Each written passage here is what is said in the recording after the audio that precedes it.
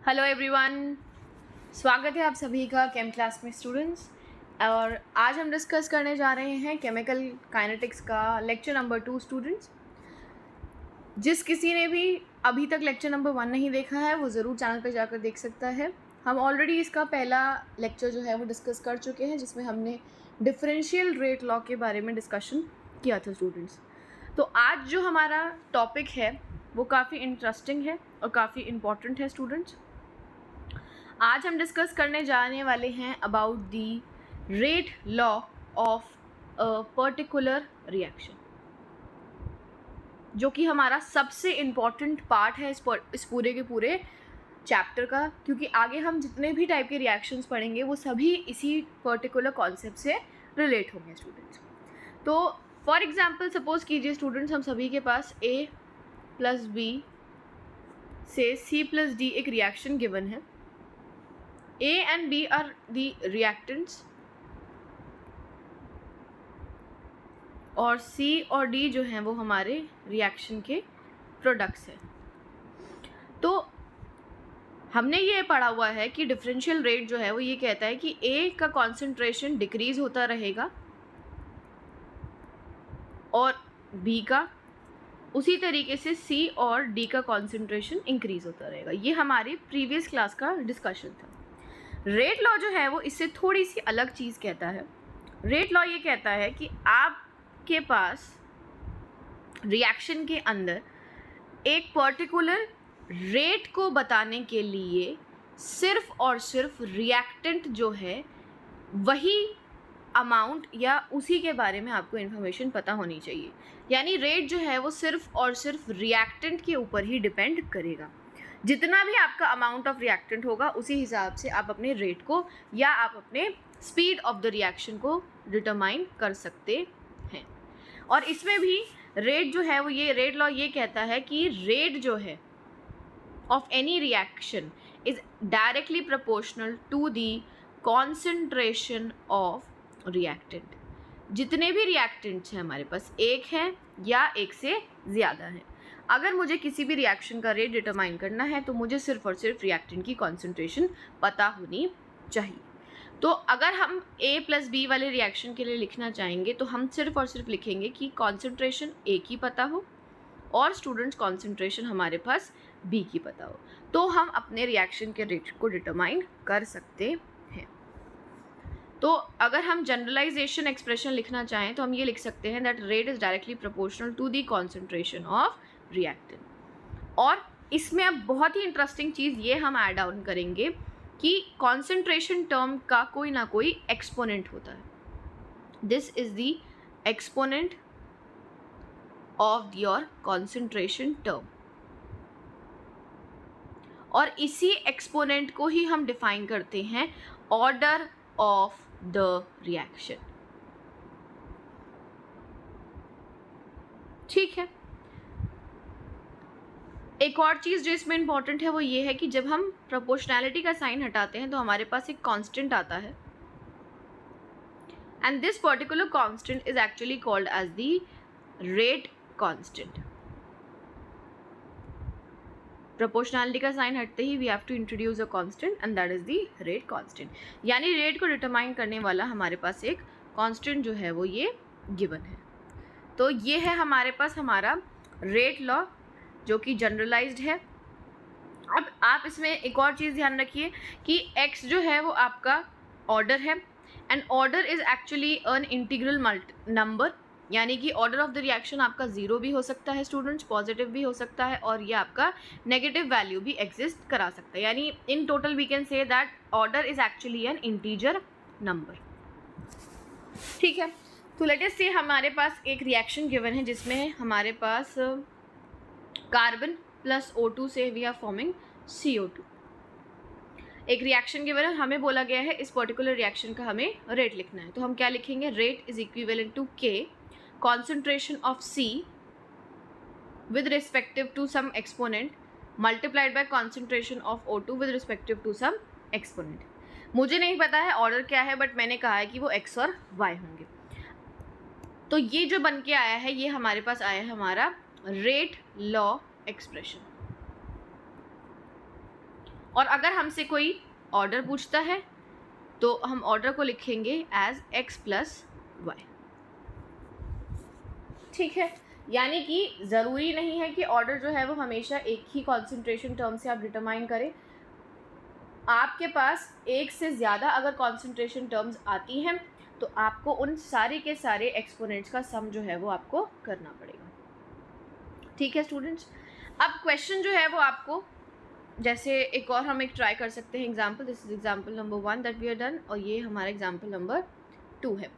तो सपोज कीजिए आपको यहाँ पर अब एक रेट एक्सप्रेशन लिखा हुआ है, rate is equivalent to k O2 raised to the power -1/2 and you have N2 raised to the power 3/2।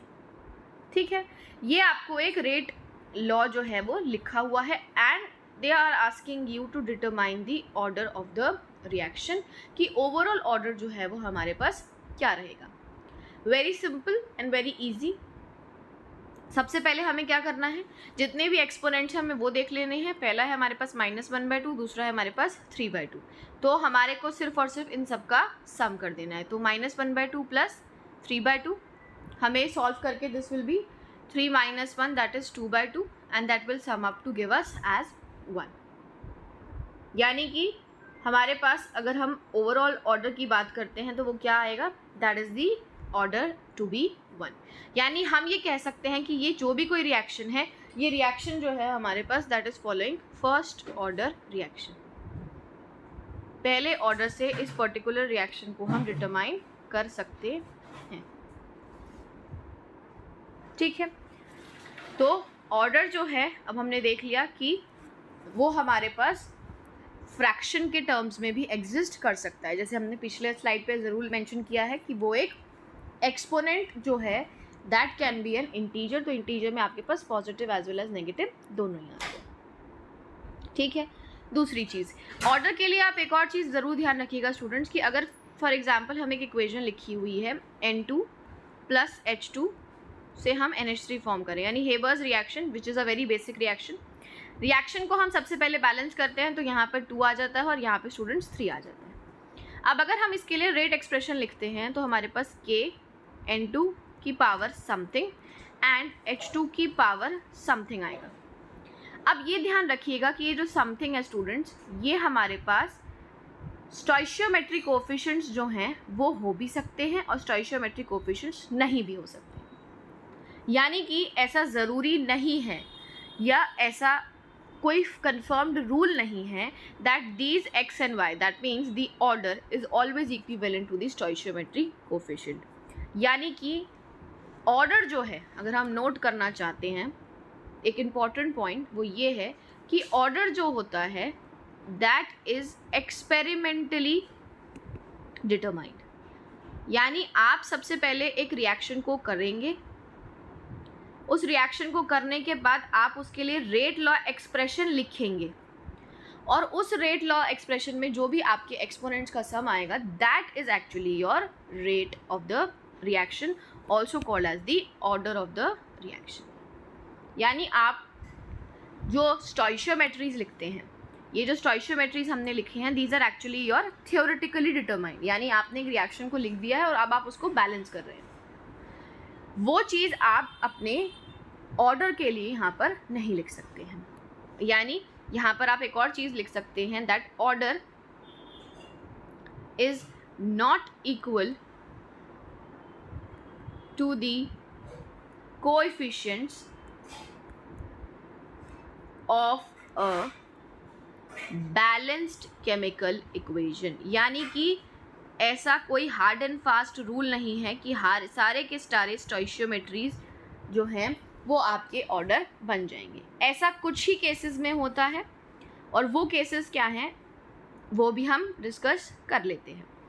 ऐसा तब होता है, ऑर्डर और मॉलिक्यूलैरिटी बराबर तब आती हैं जब हमारे पास एक एलिमेंट्री रिएक्शन जो है वो स्टूडेंट्स लिखा होता है।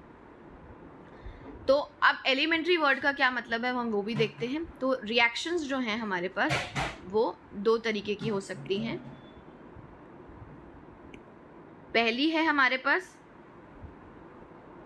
कॉम्प्लेक्स रिएक्शन और दूसरी है हमारे पास elementary reaction. First is the elementary reaction.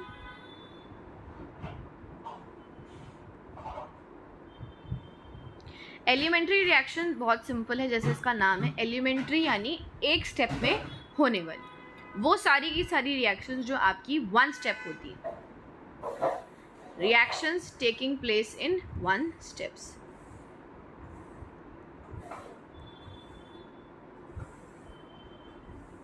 उनको हम डिफाइन करते हैं एज एलिमेंट्री रिएक्शंस.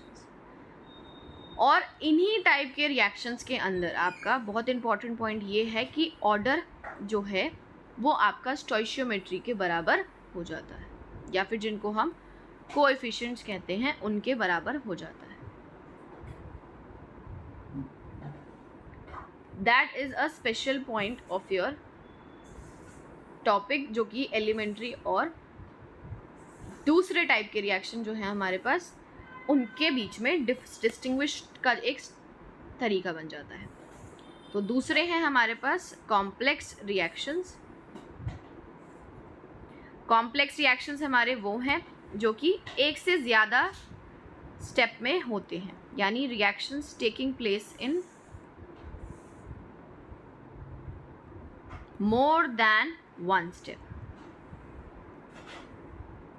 ठीक है. और ऐसे केस में ऑब्वियसली जो हम ऑर्डर है उसको नॉट इक्वल कहते हैं कोएफिशिएंट्स के, या फिर स्टूडेंट जिनको हम बोलते हैं स्टोइशियोमेट्रीज. तो ऐसे रिएक्शंस जो एक से ज़्यादा स्टेप में हो रहे होते हैं, उनमें जो भी आपका स्लोएस्ट स्टेप होता है, जो सबसे धीरे हो रहा है, वही आपका रेट डिटरमाइनिंग स्टेप होता है. Slowest step is the rate determining step, क्योंकि जो सबसे धीरे हो रहा है रिएक्शन, उसी रिएक्शन को आप इजीली प्रिडिक्ट कर सकते हैं, उसी रिएक्शन को आप इजीली स्टडी कर सकते हैं. ठीक है. अब जो हमारे पास नेक्स्ट टॉपिक है, that is about the unit of rate constant.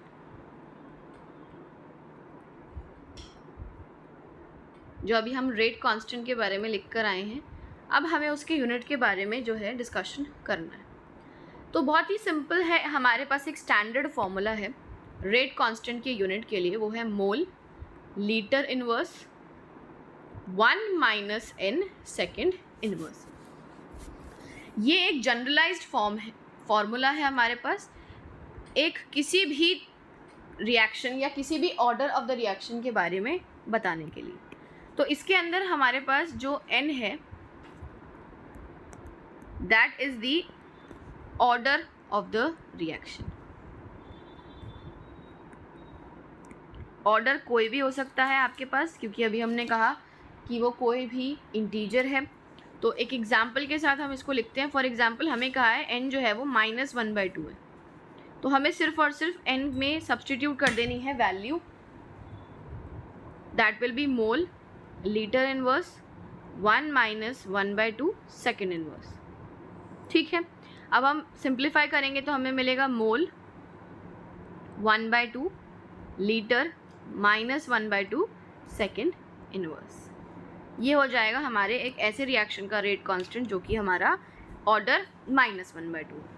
उसी तरीके से अगर हम 0 के लिए लिखते हैं या 1 के लिए लिखते हैं, क्योंकि 0 ऑर्डर रिएक्शन भी एग्जिस्ट कर सकता है, इंटीजर है 0 एक.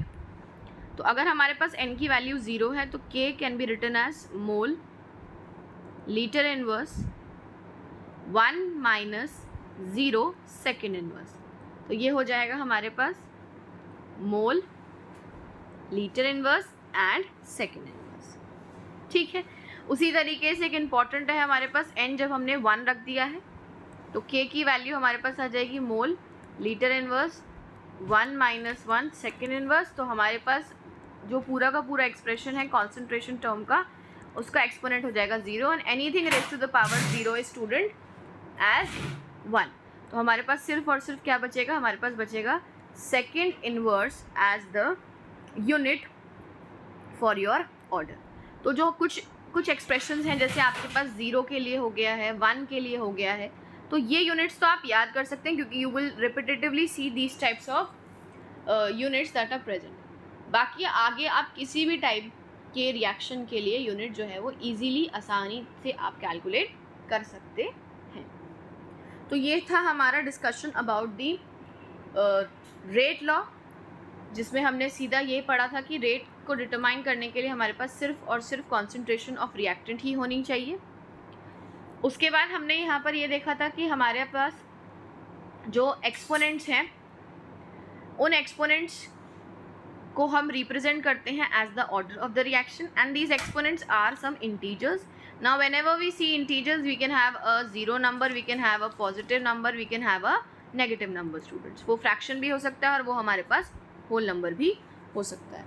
So that is all for today's lecture. I hope आप सभी को वीडियो और लेक्चर अच्छा लगा होगा. अगर अच्छा लगा है तो प्लीज़ लाइक कीजिए, चैनल को सब्सक्राइब कीजिए.